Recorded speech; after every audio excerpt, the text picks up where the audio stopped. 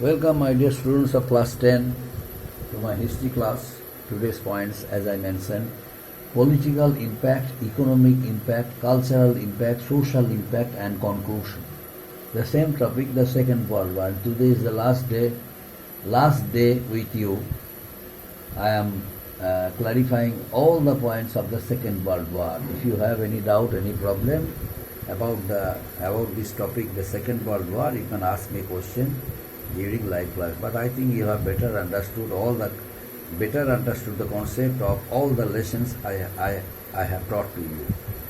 But still, some students who cannot answer easy questions also, this message is for them. I am communicating. Please don't remain silent. If you have any doubt, any problem, you ask me question. I shall clarify it properly with many examples. But you are asking only about the project, sir, what to do, if I follow this system, will you accept it, like that. Every instruction regarding the preparation of a project for class 10, I have instructed. Already I have instructed it. But you can ask question, no problem. I have no problem. I am always ready to cooperate with you. But my request for you, you please ask me question about the taught lessons if you have any problem. Clear? Now, the last day with the lesson, the Second World War. The last day with you. Yes, it is political impact. What is about the political impact? The Second World War, gave a rise of two political superpowers, two super political powers in the world. In one side, United States of America was there, and in another side, Soviet Russia, Soviet Union was there. Soviet Russia was there. Both of them formed their own, bloc. USA formed Western Bloc and Russia formed Eastern Bloc. And these two countries decided to continue rivalry, decided to continue confrontation, decided to continue rivalry, decided to continue contest between themselves in establishing their political power, political influence throughout Asia, Europe, and Africa, maintaining world peace, maintaining the system by which they would not go for any war against each other. This system of war is known as Cold War. That means they would continue rivalry, at the same time they would maintain peace without declaring war against each other. That means every moment there was political tension whether they were going to declare war against each other. But they were not interested to declare war against each other in the interest of world peace. The Second World War resulted in enormous destruction of life and property. The Second World War was more and more destructive than the earlier world wars. Why? Because it resulted in enormous destruction of life and property, and almost each European state had experienced the bombing of cities and towns. And hence, there was political tension always the European states, always the European states, you know, try to seize the atmosphere, normal, tried to seize that very atmosphere and tried to establish a cordial relationship among themselves.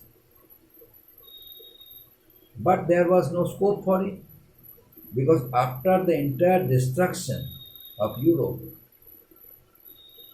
especially the countries who were defeated, their factories, their buildings, fields, bridges, railway lines, communications, all communications, these all had been damaged, totally totally destroyed. That's why prices went up high, and people were unable, especially common people, had to face a lot of problems. It was due to that reason. The two countries of Europe, Russia and America. In Russia, the communist form of government was established and formed their own bloc, that is communist bloc. But in America, a democratic form of government was established, formed their own bloc, that is Western bloc, democratic Western bloc. Naturally, the countries, both of the two superpowers, started influencing over the underdeveloped countries. They started influencing over underdeveloped countries of the world. The countries which had become independent, there was no financial stability. They were, expecting financial help from the powerful states of Europe. Both the two countries of Europe, Russia and America, extended their cooperation towards them in the name of helping financial support. They, established their political influence over there. Both the two countries, Russia and America. Especially America's main intention was to eradicate the concept of communism from the world, from Europe. And for that reason, Harry S. Truman, American president, Harry S. Truman,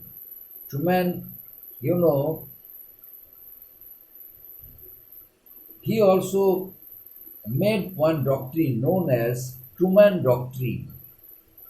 He made one doctrine known as Truman Doctrine. Truman Doctrine. Now, what was the aim of Truman Doctrine? Under the terms of the Truman Doctrine, Harry S. Truman, Harry S. Truman, the President of America,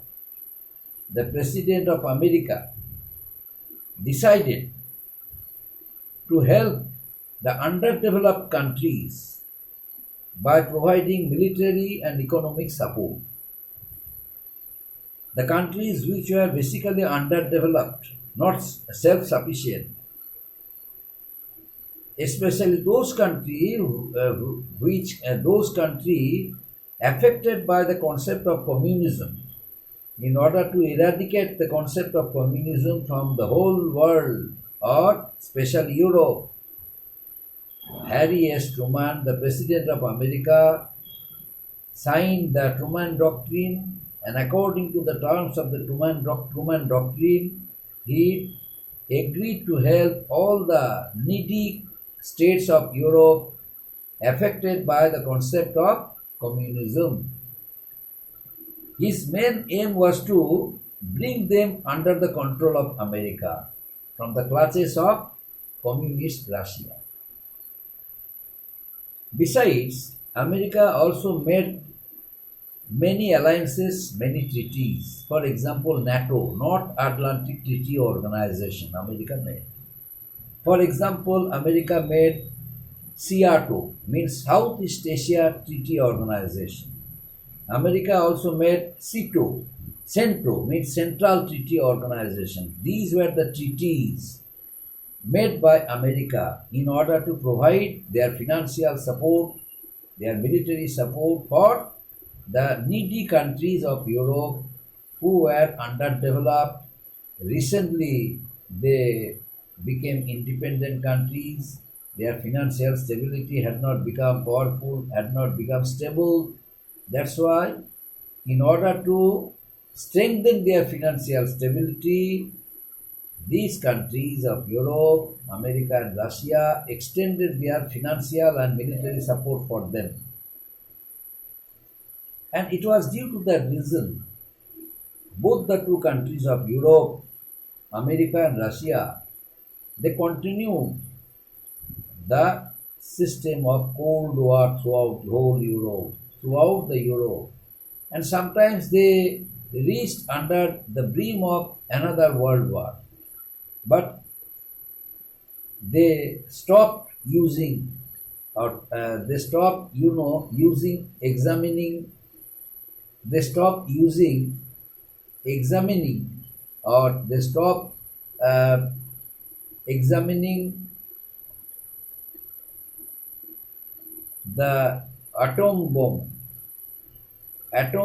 under the deep root of soil. Examining of testing of atom bombs under the deep root of soil was nothing but showing political, power, showing military power. So once America tested her weapon, and then Russia also tested her weapon under ground level or under uh, the deep level of soil. So both of them started testing their weapons, means atom bombs. Both of them kept on doing it, and it was nothing but gave a rise of tension. Of them, and the whole world was thinking that whether both of the two countries, superpowers, going to fight against each other with their weapons, means with their atom bombs. But once it is started, then the whole world would sure to be destroyed, because the explosion, radioactive waves, explosion, everything would destroy the flora and fauna, destroy greenery, everything will be destroyed. That's why both of the two superpowers, America and Russia, stopped doing it so. And they found out so many constructive process and bilateral talking, directly or indirectly, in different conferences, in different meetings, their foreign ministers, their presidents, while representing the nation, both of them, both the two superpowers met each other and found out so many positive steps so that they could reduce political tension and could establish cordial relations and faith for each other, brotherhood throughout the whole world, in the interest of the whole world, the people of the whole world. And another point is that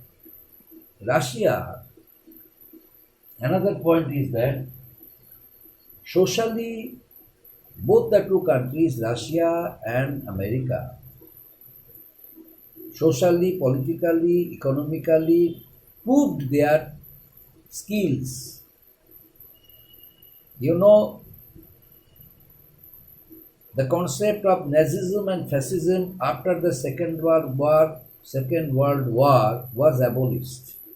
The concepts of Nazism and fascism after the Second World War were abolished, but both the two countries, Russia and Europe, became the superpowers of the whole world. The entire economic structure of Japan, Germany, and Italy was destroyed, the entire economic structure. But now, both the two superpowers, America and Russia, decided to reconstruct all the developmental works in Italy, in Germany, and in Japan. Because after the Second World War, these three countries, Germany, Italy, and Japan, they all became dependent states. They all became underdeveloped states. That's why they required the help of the developed states like Russia and America. They needed their helps so that they could reconstruct roads, buildings, factories, and other, official buildings. They could regain their former image and glory. They required the help of these two countries. As a result, both the two countries of Europe, Russia and America, started controlling the entire political circumstances of not only Europe but also Asia and Africa. And this age is known as the age of Cold War. The age of Cold War. A number of countries in the Far East also required the help of these two countries. And both the two countries started negotiating the problems of their own. Suppose two neighboring states started fighting against each other or warning against each other. Once America came forward to help them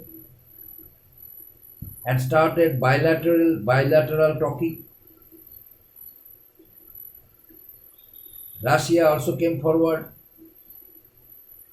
in order to make a negotiation. The process of negotiation was going on the part of America and Russia.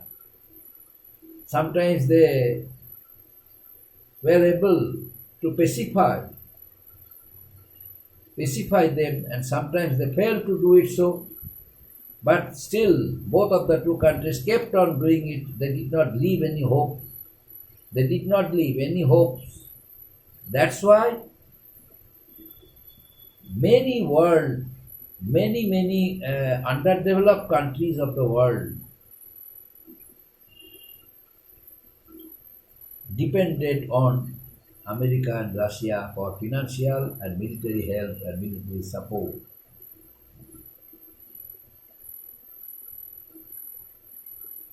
The Second World War, after the Second World War,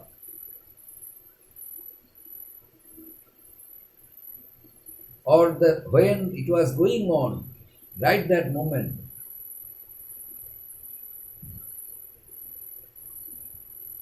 one suggestion came on the part of America, Russia, and France. America, England, and France. They established a new international political organization, UNO, United Nations Organization,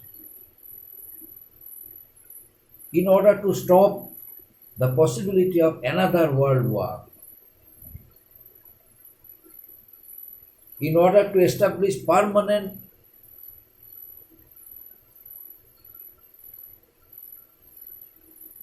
cordial relationship among the nation states of Europe, Asia, and Africa, in order to help all the underdeveloped countries, in order to solve the problems of different states of America, different states of Europe, Asia, and Africa, problems of employment, unemployment, problems of illiteracy, problems of health deterioration, problems of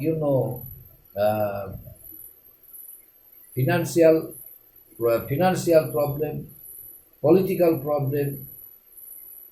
Everywhere the United Nations organization decided to play a positive role, a vital role, and tried its level best to solve the problems of the people of the world.